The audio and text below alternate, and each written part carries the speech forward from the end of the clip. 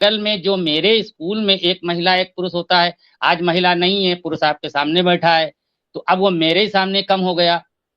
अब इस तरीके से अगर कमी होती रहेगी टीचरों की, शिक्षा मित्रों की, और भर्ती भी नहीं होगी, और अनुपात समानुपात बिल्कुल बराबर रहेगा, तो फिर ये 7,85,000 तो जो आंकड़ा है, ये अभी तो और खतरनाक जगह पे जाएगा। और शिक्षा जैसी चीज, अगर शिक्षा ही में पिछड़ गए हम लोग, तो फिर बचेगा क्या? सारा दारोमदार तो शिक्षा और स्वास्थ्य पे ही होता है। तो अगर सरकार कुछ करे, देखिए देखिए चीजें बदलेंगी धीरे धीरे, फौरन फिर बदलने लगेंगी, लोगों के अंदर ऊर्जा आ जाएगी, एक नया जोश आएगा कि हमको भाई करना है। अगर सरकार हमारे साथ कर रही है, तो मेरा भी फर्ज फर्ज बनता है कि कोई ड्रॉप आउट ना रहे, मेरे गांव का, मेरे मोहल्ले का, मेरे पड़ोस का कोई बच्चा ऐसा न रहे जो स्कूल न जा रहा हो। स्कूल हर हालत में उसको खींच के लाएंगे, हर हालत में उसका रजिस्ट्रेशन कराएंगे। तो चीजें बदल सकती हैं अगर हम लोगों के साथ में अच्छा इंसाफ किया जाए। बिल्कुल ठीक कह रहे हैं, चीजें बहुत कुछ बदलती हैं। विक्रम सिंह, मुझे सुन पा रहे हैं? विक्रम सिंह, विक्रम सिंह,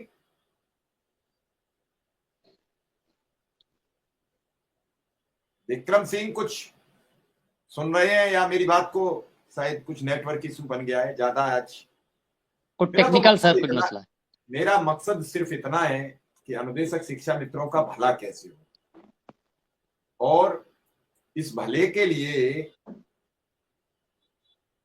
निश्चित रूप से आपको अपना, आप लखनऊ गए, आपने अपना हिम्मत और हौसला दिखाया, उसी का नतीजा है कि बातें आगे बढ़ी। ये कोई कह दे कि धरना से ये हो गया, धरना की बात और भीड़ और रोज उठ रही आवाजें ही ये चीजें आगे बढ़ा रही। बात अलग है कि एक ही धरने को एक जगह समापन कराने का कार्य खेला जा रहा हो, एक जगह उससे काम लेने की बात हो रही हो। विक्रम सिंह, क्या सुन पा रहे हैं विक्रम सिंह? और रही सरकार के कल से या परसों से यानी 16 तारीख से चलने वाले विधानसभा सत्र की, तो वो विधानसभा सत्र में तय होगा क्या सरकार सोच के विधानसभा सत्र में ऐलान करेगी और कितनी कितनी बातचीत करेगी। सरकार जी निश्चित अब रूप ऐलान करें। है। अब ऐसी ऐसी ऐसी मेरी दुआ है, आपकी भी ऐसी तमन्ना है, आप एक अरसे से लगे हैं। इंशाल्लाह इस बार विधानसभा में कुछ ऐसा ऐलान हो जाए ताकि हम लोगों के अंदर एक तवानाई और ऊर्जा, एक एनर्जी पैदा हो, नए जोश के साथ हम लोग जो चैलेंजेस खड़ा है 7 लाख वाला, वो हम लोग उसको दूर करें। मैंने भी कई विधायकों से, सत्ता पक्ष और विपक्ष से बातचीत की है कि इस मुद्दे पर सरकार से सार्थक बातचीत करें, सदन में उठे न उठे, कि अगर आप 7 लाख बच्चों का ड्रॉप आउट रोकना चाहते हैं तो अनुदेशक और शिक्षा मित्रों की जिम्मेदारी दें, 3 महीने का उन्हें वक्त दें। अगर आप उन्हें 3 महीने में ये कहते हैं कि 7,85,000 में से 2 लाख बच्चे आप ले आओगे तो हम आपका वेतन 40 से 50,000 रुपया कर देंगे, वो कर दें आपका, तो आप उनका वेतन बढ़ा देना। फिर आप इब्बट मत करना, वेतन का उन्हें आदेश जारी कर दो, जब वो बच्चे कर दें तो आप लागू कर देना, लेकिन लागू भी इसी महीने से कर देना जिस महीने से आप ऐलान कर रहे हो। दोनों की बात, आपको अपना सिस्टम मिल जाएगा और उनका अपना सिस्टम, उन्हें पेट बिल्कुल। भरने के लिए भोजन मिल जाएगा और आपका ड्रॉप आउट की समस्या खत्म हो जाएगी। लेकिन कब इसे लागू करें विक्रम सिंह? अब सुन पा रहे हैं विक्रम सिंह बात?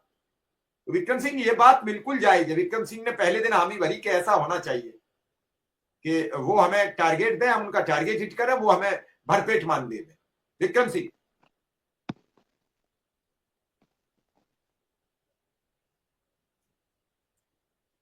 विक्रम सिंह, शायद विक्रम सिंह का नेटवर्क। जी विक्रम सिंह,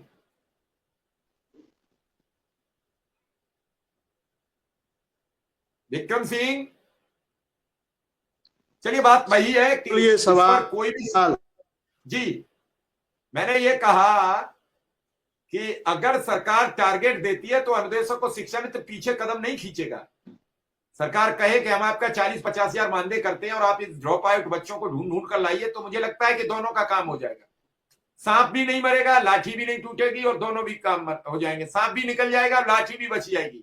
सांप भी मर जाएगा, लाठी भी बच जाएगी, टूटेगी नहीं लाठी। सर मैंने तो बैन कर लिया चैनल।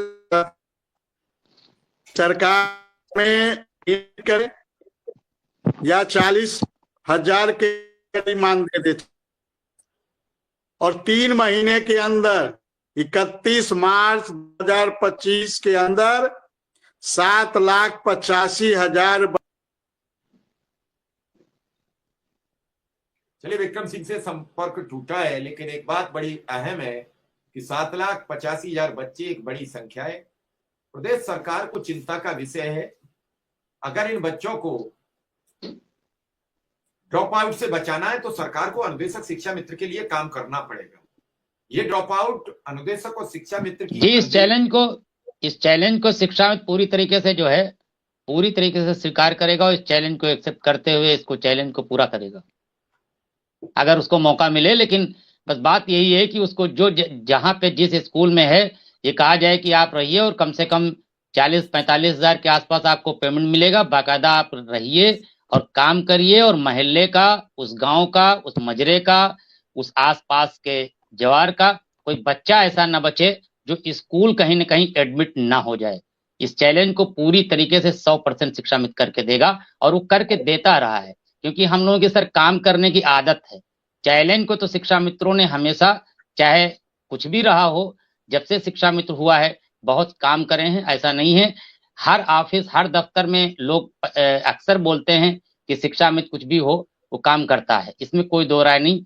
भले हम लोगों को मानदेय कम मिलता है, लेकिन कहीं हम लोग जाते हैं तो जैसे ही बात आती है शिक्षा मित्र की तो ये फौरन बात आती है, अच्छा ये शिक्षा मित्र होंगे तो हाँ ये कर लेंगे, कोई दिक्कत नहीं है इनको, ये बीएलओ का काम, अरे ये गांव के हैं, ये फौरन कर लेंगे, पूरा मुकम्मल अच्छे से कर देंगे।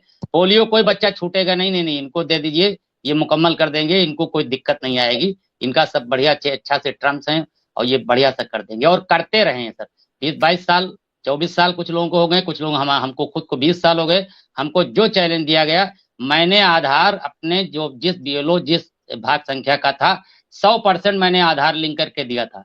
तब मैं लखनऊ में 2 लोगों को जो है सम्मानित किया गया था, एक हमारी दीपाली निगम जी और एक मैं अपने बीकेटी क्षेत्र से मैंने 100% आधार लिंक करके दिया था। हमको जिला अधिकारी ने भी सम्मानित करा, हमको कमिश्नर ने भी सम्मानित किया और इंदिरा गांधी प्रतिष्ठान में प्रोग्राम हुआ, वहां भी हम लोगों को सम्मानित किया गया।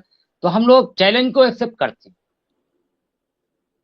चलिए, चैलेंज एक्सेप्ट करिए और देखते हैं क्या चैलेंज सरकार इसे स्वीकार करती है।